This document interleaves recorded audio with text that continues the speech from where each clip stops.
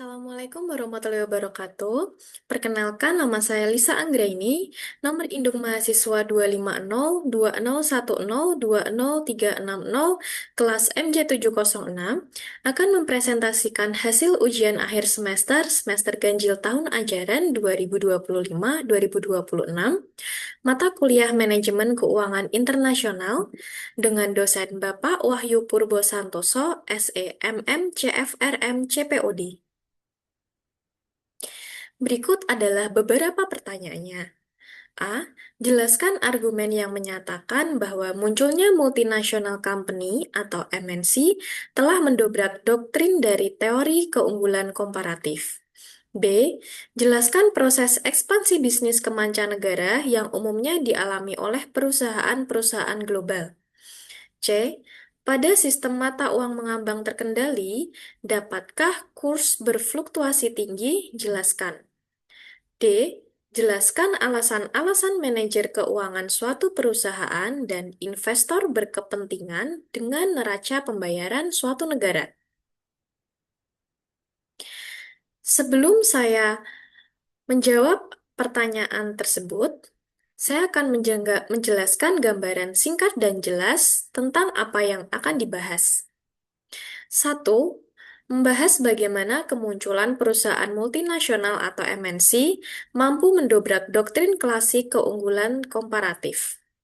Teori lama menganggap faktor produksi seperti modal dan tenaga kerja tidak dapat berpindah antar negara, sehingga negara hanya akan mengekspor produk di mana mereka paling efisien.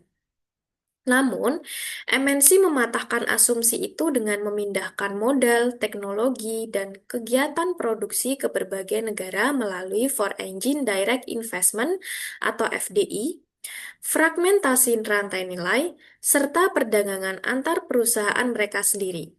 2. Menjelaskan tahapan ekspansi bisnis internasional yang umum dilakukan perusahaan, dimulai dari ekspor atau resiko rendah, kemudian memasuki kontrak internasional seperti lisensi, waralaba, dan kontrak manufaktur, hingga akhirnya melakukan FDI yang memiliki resiko dan komitmen paling besar seperti joint venture, akuisisi, atau pendirian pabrik baru. 3. Menerangkan bahwa sistem mata uang mengambang terkendali, nilai tukar tetap dapat berfluktuasi tinggi, karena pasar masih memegang kendali utama, sementara intervensi bank sentral hanya bersifat menstabilkan. 4. Menekankan pentingnya neraca pembayaran atau BOP sebagai alat prediksi kondisi ekonomi suatu negara dan resiko nilai tukar bagi investor maupun manajer keuangan. Selanjutnya, saya akan menjelaskan pertanyaan A. Argumen MNC mendobrak doktrin dari teori keunggulan komparatif. Pernyataan munculnya multinational company atau MNC telah mendobrak doktrin dari teori keunggulan komparatif terletak pada mobilitas faktor produksi dan strategi internal perusahaan. Teori klasik keunggulan komparatif menyatakan bahwa negara harus berspesialisasi dalam memproduksi barang di mana mereka memiliki biaya peluang terendah dan berdagang. Diasumsikan faktor produksi seperti modal dan tenaga kerja tidak bergerak antar negara. Kemudian, mobilitas faktor produksi. MNC memindahkan modal teknologi dan keahlian manajerial melintasi batas negara melalui investasi asing langsung atau Foreign Direct Investment atau FDI. Fragmentasi nilai. MNC memecah rantai nilai mereka dan menempatkan tahapan produksi di berbagai negara. Bukan hanya berdasarkan keunggulan komparatif negara, tetapi berdasarkan keunggulan lokasi dan biaya perusahaan. Misalnya, perakitan di negara Arab, tetapi penelitian dan pengembangannya di negara Belgia. Kemudian, perdagangan intra-perusahaan. Sebagian besar perdagangan global adalah perdagangan intra-perusahaan atau transfer barang antara anak perusahaan MNC di negara berbeda yang didorong oleh strategi internal perusahaan, bukan semata-mata oleh perbedaan keunggulan komparatif makroekonomi antar negara. Selanjutnya adalah pertanyaan B, terkait proses ekspansi bisnis ke mancanegara. Perusahaan global biasanya mengalami proses ekspansi ke pasar internasional melalui serangkaian tahapan yang menunjukkan peningkatan komitmen sumber daya, resiko, dan kontrol. Terdapat tiga tahapan. Yang pertama, tahap ekspor adalah langkah awal dan rendah resiko. Ekspor ini ada dua jenis, yaitu ekspor tidak langsung, yaitu perusahaan menjual produknya ke agen atau perantara domestik yang kemudian mengurus penjualan ke luar negeri. Perusahaan memiliki komitmen dan pengetahuan internasional yang sangat minim.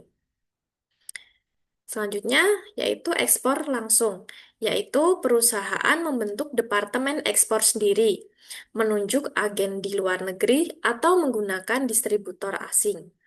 Meskipun kontrol sedikit meningkat, komitmen modal masih rendah. Tahap yang kedua yaitu tahap kontrak.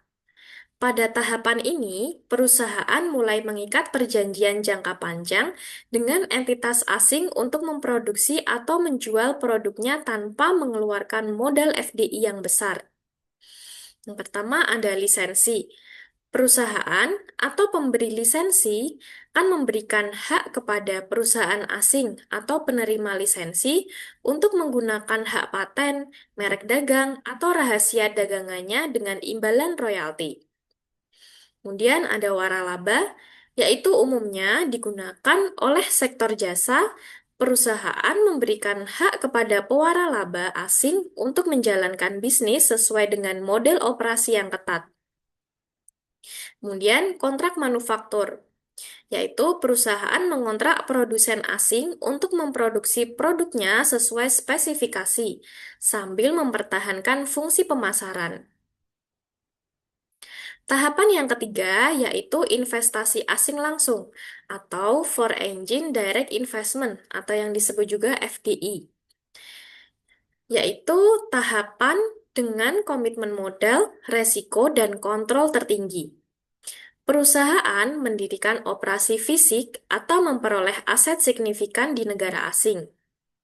Pertama, usaha patungan, yaitu perusahaan bermitra dengan perusahaan lokal di negara tujuan untuk mendirikan entitas bisnis baru.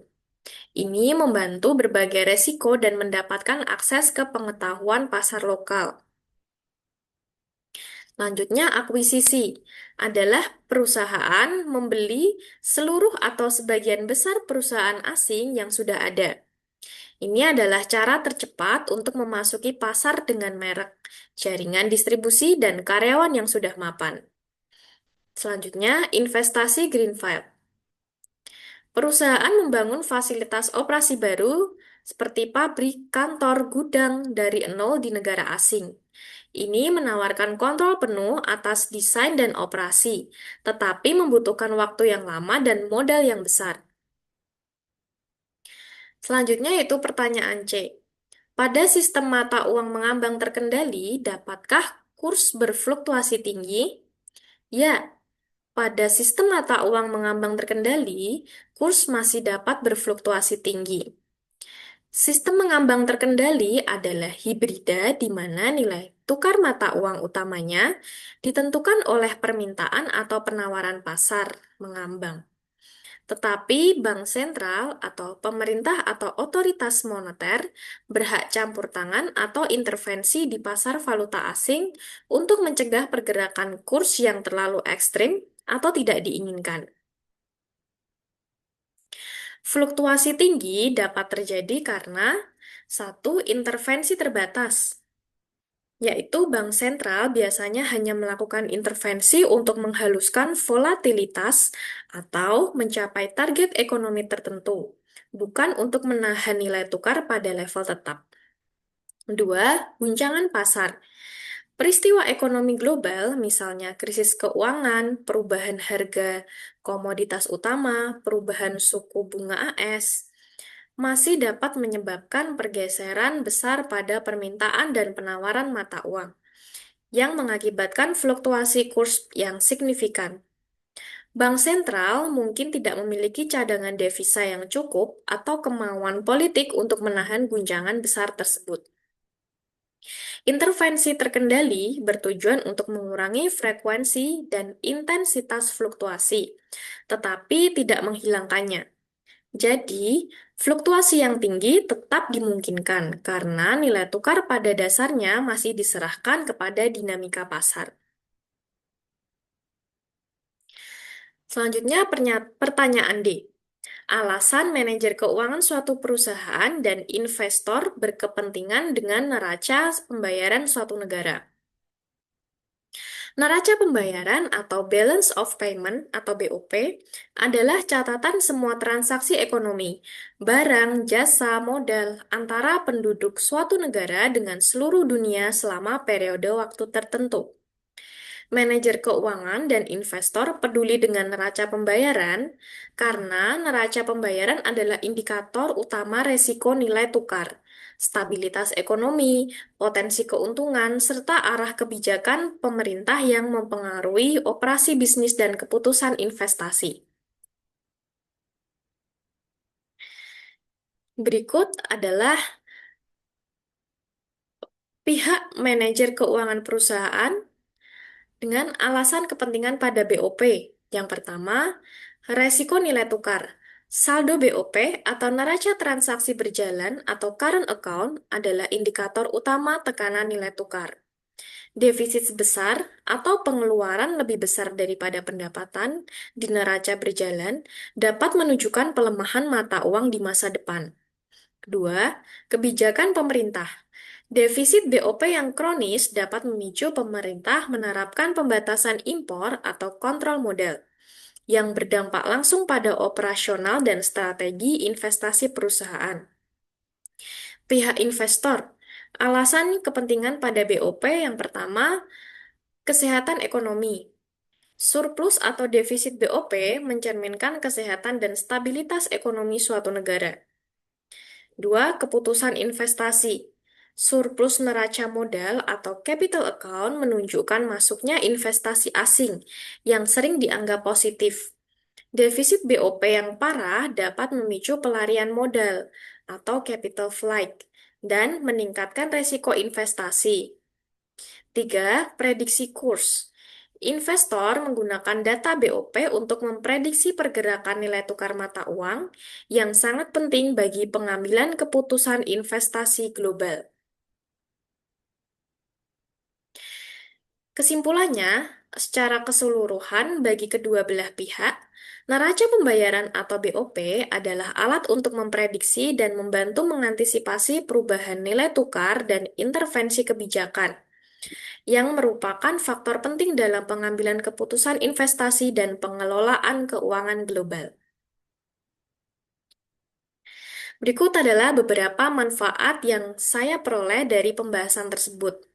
Yang pertama, pemahaman strategis bisnis internasional, yaitu memperoleh pemahaman mengenai tahapan sistematis yang umumnya dilalui perusahaan ketika berekspansi ke pasar global, mulai dari resiko terendah atau ekspor hingga komitmen tertinggi atau FDI.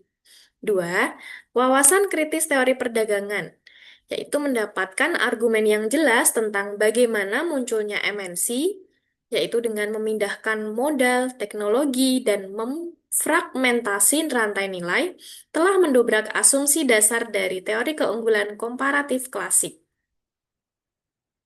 Tiga, manajer manajemen resiko moneter, yaitu memahami bahwa pada sistem mata uang mengambang terkendali, kurs masih dapat mengalami fluktuasi tinggi, meskipun ada intervensi bank sentral. Pengetahuan ini krusial untuk mengantisipasi dan mengelola risiko nilai tukar. 4. Analisis kesehatan ekonomi makro, yaitu memahami mengapa neraca pembayaran atau BOP sangat penting bagi manajer keuangan dan investor. BOP berfungsi sebagai alat prediksi utama untuk menilai resiko nilai tukar, resiko kebijakan pemerintah seperti kontrol modal atau pembatasan impor, dan kesehatan serta stabilitas ekonomi suatu negara secara keseluruhan. Sekian presentasi yang dapat saya sampaikan. Mohon maaf apabila terdapat kesalahan kata. Terima kasih. Wassalamualaikum warahmatullahi wabarakatuh.